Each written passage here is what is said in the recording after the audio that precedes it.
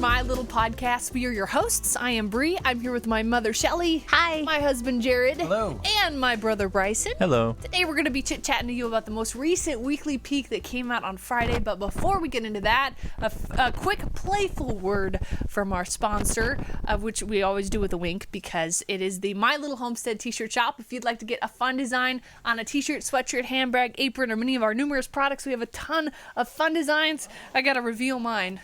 Mine is Bree Barely Bakes, which if you've been with us for a while, you probably know that segment. And then You Rock, Bryson has on, Jared has on, Take Advantage of Sustainable Pallets, and Mom has the punny Pun tree. Yeah, that it was inspired by the tree that we put in, of course, in the kitchen. So And then numerous amounts of puns. there's a lot of puns, which those episodes were very punny. But They were very fun to make, too. now on Friday, we had a leveling episode of just moving dirt around and prepping that ground for the official leveling, right? Mm-hmm. Yeah. We have to come up to your level.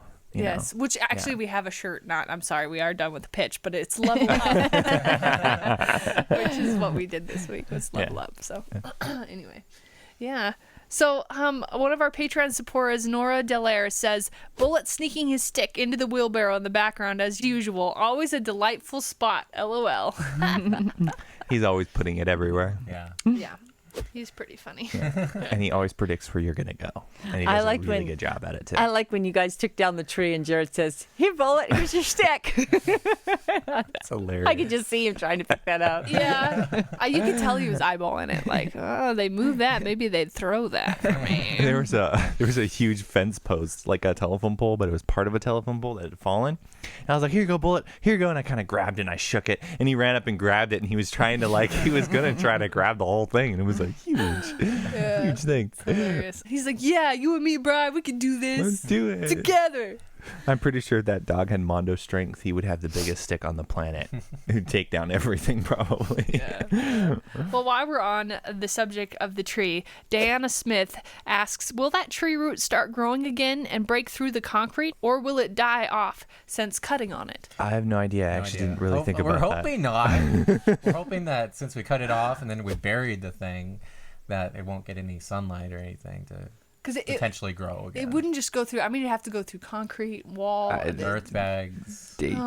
I could see that happening, but I don't I'm trying to think of the ones that we have cut down. We've had one that fell over and we cut it down, but the stump was there. The stump was there, and then it just grows again like crazy. So, but when we actually go under the dirt, I don't know, no sunlight.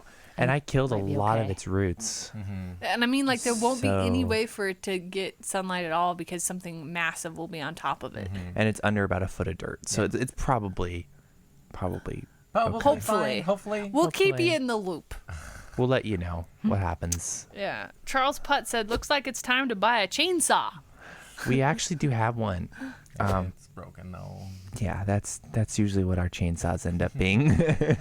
Now, Shane O'Terry 476 says that tree wasn't going without a fight. Strong work again this week, guys. Is that over on Rumble now? That's a Rumble comment, yeah. Right. Shane O'Terry. I forgot. I did have, while we were on the subject of Bullet, we do have another Bullet here.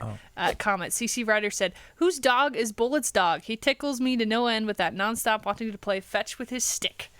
That ball of mischief is mine. I don't know if we actually said that. Bryson's dog? I guess maybe we referred to him as Bryson's dog. I'm sure we did way back, but it's nice to refresh again. Little refresher for you. Yeah. So I got another one here on Rumble. AZ Girl Granny says, love this. Where's Shae and her hubby? They're doing just fine. They're just kind of doing their thing, doing their marriage thing. Mm-hmm. Yeah. So they go back and forth.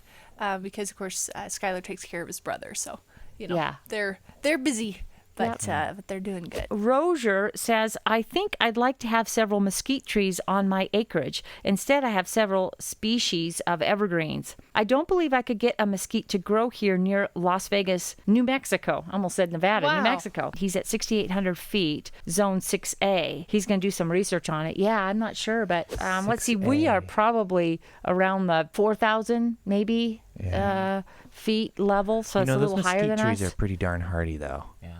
Yeah. They So, might. Like, I wonder if like because like in different climates because the taproot they're a taproot tree, if like that tap just ends up going down like a foot and then going sideways or something. So A mesquite. I know they grow by lakes. They have a lake that they grow by.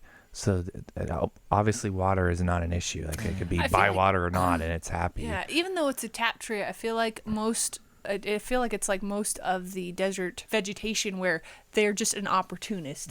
Yeah. Where they'll go where the water's at. A lot of So times probably- through the I bet you desert. they grow differently depending. Yeah, But and through the desert, they're just bushes, basically, too. So you see a lot of them as bushes. Yeah. You could trim them as a tree or a bush or a person. You could make them look like anything, I suppose, but they're very handy because you can. Yeah. I don't think they're necessarily considered an evergreen. Like they will die No, back they do. when it They'll gets lose their cold. leaves. Yeah. Yeah. But I mean, we've gone years like now too. There's still leaves on them. Like so, we've gone years where they don't lose any leaves too. It just depends on the temperature. Like opportunist is a good word for them. They kind of just. Yeah, like everything in the desert, you know. They literally- they learn to survive. Yeah, and they literally go where the wind blows. They're kind of cool too. They create a mesquite bean, and you can grind the mesquite bean into a flour, and you can actually eat it. And there's like mesquite syrups you can make. Pancakes. Love it. Mesquite Or pancakes. at least my dog loves it. And there's all kinds of different things you can make out of the mesquite beans themselves, and the wood's really cool looking too. That's all. It is a Fun very- little tree. yeah. I got another comment by Rozier again. He comments on the video tips.